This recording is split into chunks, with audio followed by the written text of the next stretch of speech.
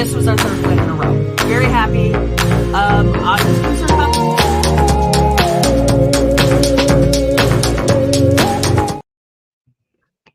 right, everyone. Again, it's another episode of today's Mile High Minute, and I'm here with Steve the Believer, and then Touchdown Todd on the other side.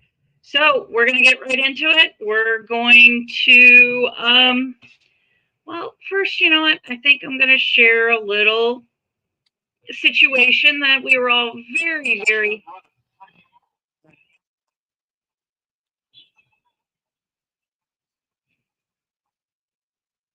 I'm going to do it. We'll start that again.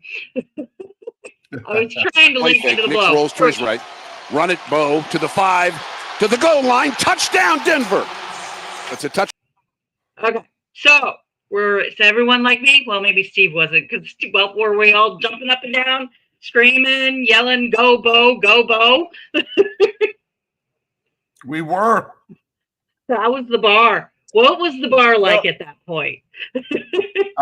So we were. It was very fun. We were in the middle room.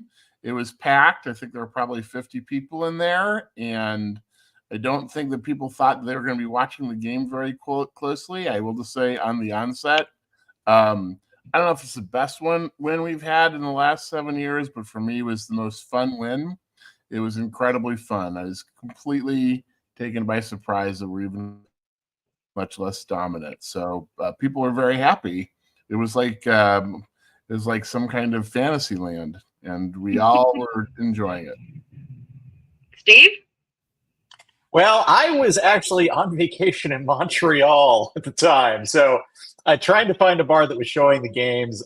For some reason, the Broncos-Tampa Bay game did not rate highly enough to actually get on the big TV. So I was streaming it on my phone and watching it that way. So it was not exactly the same satisfying experience, but I was very happy to see Bo getting the touchdown there. Yeah, I was listening to it because it was not available anywhere, nowhere, not in any of the streaming services, and I could not get Streamies to work. So I was listening to it on the radio, and it was, I wish I'd had video, and I watched it this week, and it was a good game. I mean, we made some strides forward. So that being said, let's head into our normal good, bad, and ugly that we always do on this show. And Todd, let's start with your good. Well, so I love that you played that first clip, because I think the good of this game from my perspective is Bo Nix's scrambling. And I think that when you look at really successful rookie quarterbacks, it is their ability to scramble. If they're good their first year, it's the ability to take the pressure off themselves in terms of having to stay in the pocket and make great passes, but really be smart in their scrambling. I knew this from watching him in Oregon when he was there, but Bo Nix is a very smart scrambler. And I think that that is going to, if we can continue this run, it's going to be because Bo is going to get, 40, 50 plus rushing yards a game. But he was terrific scrambling last week, and he had really good instincts of when to go and where to go and when to stop. And so that was there are a lot of encouraging things, but that's the thing I'm looking most forward to as we move forward this season. Okay, Steve? I'm going to go with the offensive line. I think that it was a big concern going into this game. We had the injury there on the right tackle, so having somebody step up and fill that hole is huge. And frankly, the line has looked the best it's looked all season. Now, granted, the Steelers and the Seahawks have the better defensive front, so that makes some sense. But hopefully, this is a good trend, and we'll find out very quickly playing against the Jets. Agreed. Yeah, I said the same thing. I mean, it sounded like the offense, and when I watched video, the offensive line was able to keep the pockets open and keep it going so that Bo could make his reads and everything else. And it'll be interesting to see how Alex Palczewski, I think it's how he says his name. Right. We'll have to ask his family member that comes to the bar how to actually say it. But he looked pretty good for it being really his first start. And I have to say it. If he keeps going while he's covering, there might be a position battle at that position. So I love the idea that if this works and it keeps working for a couple of weeks and we're doing better, I don't know why you'd stick somebody back in, except for you don't want to pay money to a pro or somebody that's been a veteran and then have the rookie come in. So, but yeah, I agree. I also thought in my good real quick was that we had the defense. The defense did amazing against Baker Mayfield. They got 7 sacks of him. I have a couple of videos and stuff of some of the sacks. And then also, I forget who it was, but the guy who intercepted him, like towards the end of the game, and I was jumping up and down and screaming, yelling. That was Brandon Johnson? Yeah, Brandon Jones. Yeah. Yep. Brandon Jones. He did really good. Okay, well, now we're going to the next part, the bad. So, Steve, what do you say was the bad? Our running game is still a little bit of a mixed bag. Tyler Body. There's some debate about how his name is pronounced. So it is Bidet. It is Bidet. Bidet. Tyler He Bidet. confirmed it this week. Yep. Okay. Sources tell us, and the source is him. I like what he was doing. If that can continue, then we're in good shape. But it's a little questionable about everybody else in their production. Like we can't. We really need Knicks to have the support of a good run game, and it showed in this game because we got some of that. But we'll see how it goes. Todd? All right. So just so you guys are aware that I do not forget what I said last week, I'm going to talk about the bad is Sean Payton's offensive strategy up until Sunday, which is to say that I was really frustrated the first 2 weeks of the season and to a certain degree last year because Sean Payton was not building an offensive game plan that made sense. And I knew it was a problem. And I think that it showed like that was a really, really, I thought that they played as close to a perfect game as they have in years. So it's hard to find a bad. But the bad is that why haven't we had that kind of sort of sophisticated, smart, logical offensive gameplay for the last year and a half? It was a very, very well designed game. The offense had a personality. It was aggressive. It was multifaceted. And I just wish we had that week 1 and week 2. I could agree. My bad is not so much about the game. Mine was the announcement this week with the injury report that we lost Alex Singleton for the rest of the year because of an ACL injury. And did you guys see like the interview with Sean Payton? He said he actually did it and continued to play for like 3 or 4 plays after that. The whole game. And, yeah. The whole game. Yeah. He did it on the interception in the beginning of the game. Yeah. It was Which leads me to the obvious question. Does he really need an ACL? Maybe he could just keep playing. I mean, what could go wrong? As someone who has had 2 ACL surgeries and I don't play professional football, yeah, you do. They're just used to a very high level of pain when they're playing. And I just don't think he really realized what he did. And he was on adrenaline and everything else. So, but they did bring 2 guys in to replace him. One is Kawan Alexander, who used to play for the Seahawks, and the other one is Zach Cunningham. So I think we have decent replacements in there for him. It's just going to take him a little time to get used to the system. So, because Kawan Alexander was a Pro Bowler at Seattle. So it'll be interesting to see what happens with that one. So that was my bad. Yeah, just a quick follow-up on that, Tina. Yeah. I think that Alex has really Alex and Jewel were really the heart of the defense the last year and a half. So, and the defense is, continues to be good, but has really been a strong point for years.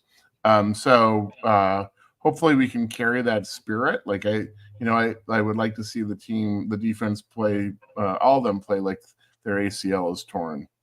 Yeah. And I'm going to add one little bad. Just a little kudos to Alex for really sort of embodying Orange Crush and coming in and really showing us how it's done. Sorry it happened. We'll see him next year. Yeah. I mean, he came in and let's all admit we weren't quite sure if he was going to make it. And he's become like kind of the heart and soul of the defense and making lots of tackles and working through that. So, yeah, he'll be back next year and I'm sure he'll be just as good. An honorable mention of the bad, and I just have to mention this because it got pointed out on one of the videotapes. I was watching the tapes of the show. So when Bo scored that touchdown and he was running through, he never noticed that Sutton was following him along. And so, like, you make that play, turn around and give the big guy a hug. Do a high five, do something. So I understand it's your first touch or your second touchdown in the pros, but turn around and give your wide receivers a high five or something, okay?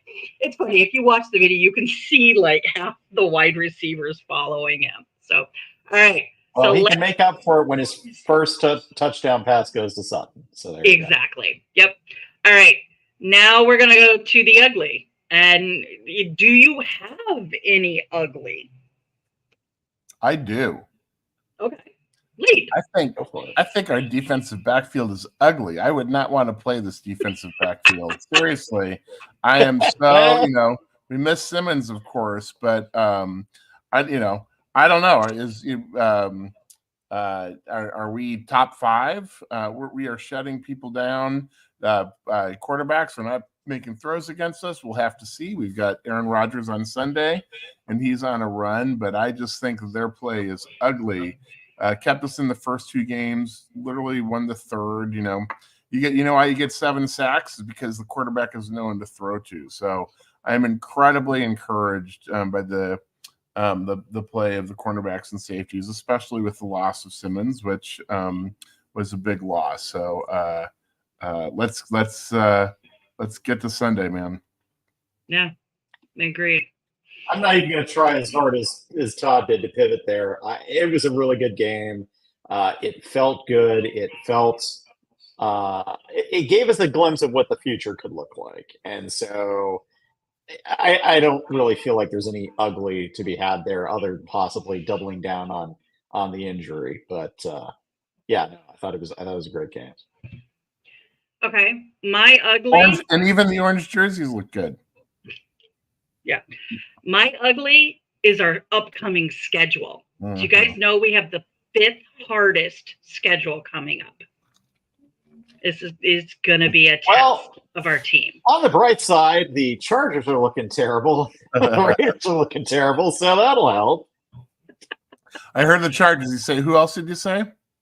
The Raiders? Raiders are a mess. Yeah. Mm-hmm. The Chiefs almost didn't beat the Bengals. So, but they're always like that. They start kind of off a little slow, and then they start picking up speed. So he's barely about to beat the Bengals, and what are the Bengals? 0-3. So yeah, I don't know. I think we got a clear path to the division title. We're 1 game back. 2 maybe. When do we actually hit the Chiefs? The question is going to be when do we get them? But I think, unlike in some past years, like we showed with this defense last year, that we can hang with them. We can actually create some havoc with them. And so I think this division might be a little tighter than it's been in the past. Yeah. So I agree with you, Todd, on that one. So, I you know what? I don't know if it's be any tighter. I think we're going to be more competitive. Well, that's what I meant. I think, well, right. Like, so, who's going to challenge the Chiefs? I think we have a better chance right now. Like, the Raiders are just a mess. Obviously, they're a mess. Well, we play the Jets, and we'll talk about that one. And then we have the Raiders, the Chargers, the Saints, the Panthers. We don't play the Chiefs, the first game with the Chiefs, until mid-November, November 10th.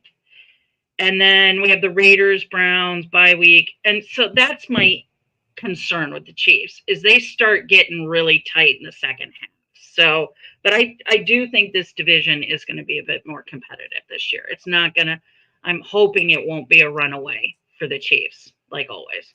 Well, we'll like see. I mean, we got the Raiders and the Chargers have to, I'm going Herbert is hurt for a while. The Raiders have no quarterback. So we'll see. Yeah. They both had those games. They were winning and then they just fell apart in the fourth quarter. So, okay. All right. We're not going to do overreaction versus reality because the only thing I could seriously see was we're going to the Super Bowl and we all know that's an overreaction. Do we? Well, maybe not Pod, Mr. Optimist. Well, I do think actually this Sunday is a very important game. Exactly. Because I'm not saying they have to win, but the offense has to put yards and points on the board. And I'm really curious to see if Sunday was a fluke.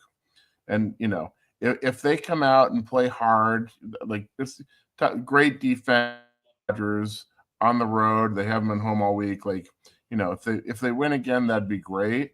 But I want to make sure that Tampa wasn't just lightning in a bottle. I want to see sustained, smart, competent play calling and playing for the next month, and then we can get really excited about the future. But it was just one game. So let's not we shouldn't do an overreaction because we absolutely should not overreact. We should enjoy that game, but understand that we need to see a few more of that kind of performance. One thing I will say very quickly is we've been in all three games, which is great. Mm-hmm. And so, if we have good offensive call playing, then maybe, and the first two teams we played, by the way, are both undefeated right now. So they might have been a little bit better than we anticipated coming in. So we might be a good team. Yeah.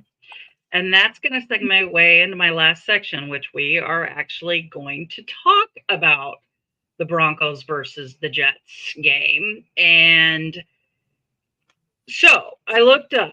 So their right tackle, Moses, and their interior linebacker, Mosley, are questionable, and they may not be playing this week. And I think that might be a key to the game that we're going to have, which is keys to the Jets. So I saw a couple of things, and one is we need to run the ball. So I'll let Steve kind of talk about that. He can talk about that again. Todd, I'll have you talk about how we need to get to Aaron Rodgers and how we can do that.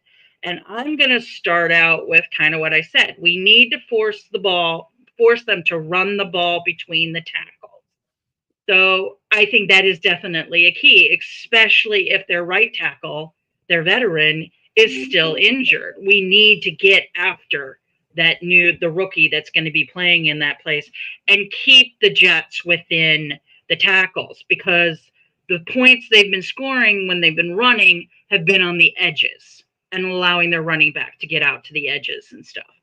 I also want to mention Jets are 2-1 so far, but their 2 wins this year haven't been against the best teams. It's been against the Titans and the Patriots.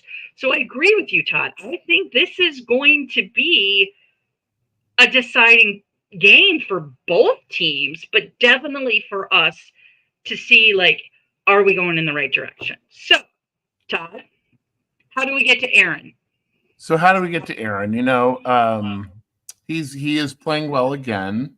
I do think we should be enthusiastic about the entire defense, but Ellis and Cooper, and they are creating havoc in the backfield, which I don't think we anticipated that we would have that strong of a defensive line. I didn't see that coming. So, but again, so it's a prove it day for the whole team.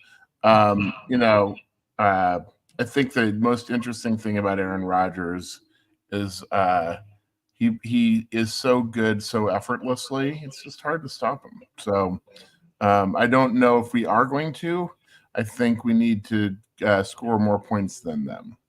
I think our defense is enough to hold him so that he doesn't score more points than us. But I do not think that we were shutting out the Jets offense. I will say, it's been the irony of playing the Seahawks twice in the last 3 years and now playing the Jets again 2 years in a row when Nathaniel Hackett is there. Like, I'm sure there is, and they might not be talking about it, but I'm sure Sean Payton would be is focused on not embarrassing himself again. So that means he'll make a great offensive play call and let Vance do what he does. And I think us losing last year helps us on Sunday. But we're not stopping Aaron. You can't contain him. You can't stop him. You can just hope to contain him. Right. I agree. And I'm sorry, one more thing. I said last week that Sean Payton's not going to work out, and I was wrong. So if we can stop Aaron Rodgers, if I'm wrong 2 weeks in a row, that'd be terrific.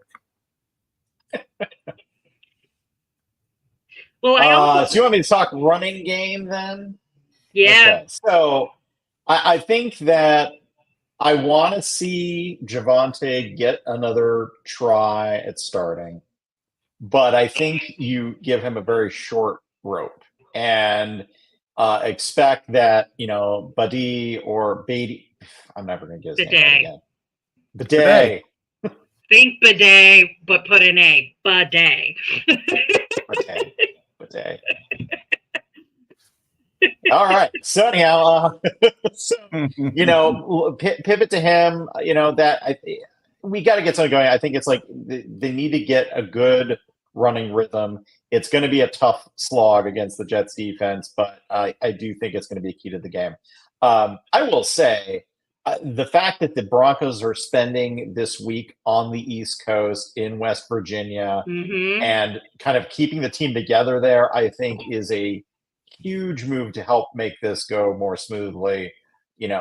Keep them, build on. And I like the timing of it too, because we just had a big win. Really build on that, build some team cohesion, and then go into New York to start or to continue our win streak. So, right, I agree. Kind of to go back to Todd, what you were saying about getting to Aaron Rodgers. I think what also helped us out last week is we lost Barrett Browning, but DeAndre played very, very well in stepping up into that position. And I agree, Steve. I think the thing that was last week when we couldn't get the ball in, when we had four tries at going to the goal line, that's when we missed Estime. That's where we needed him to be able to just power through and get into the end zone. So, yeah, I do. I agree. Javonte's something's got to change. So, all right. Well, it wasn't a minute, but this was a good episode, I think. And always a pleasure talking with you guys, especially on Sundays and also here where we get to put out our thoughts and discuss what we like and all of that. And hopefully next week, Gavin can join us. Yes. And we'll all be at the bar this week, I believe. That's right. Noon. Right, so high noon. See everybody at Almost Home. Clark and Grace. Just north of Wrigley Field. Yeah, another noon game for us. So, all right. Well, that's Mile High Minute for week number 3 of this 2024 NFL season. And it's Tina with Steve and Todd saying goodbye and looking forward to Sunday. Bye-bye, guys. Bye-bye.